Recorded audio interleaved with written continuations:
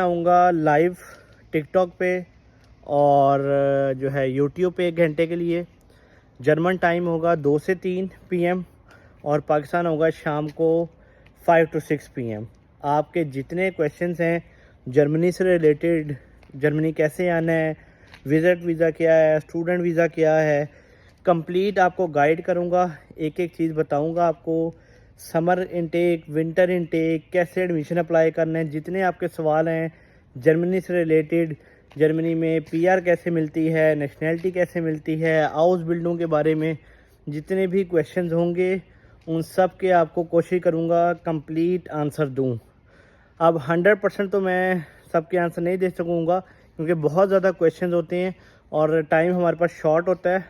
तो kindly YouTube और TikTok पे दोनों जगह मुझे लाइव देखिएगा और इंशाल्लाह होपफुली आपके जितने भी क्वेश्चंस होंगे उनके आंसर्स दूंगा।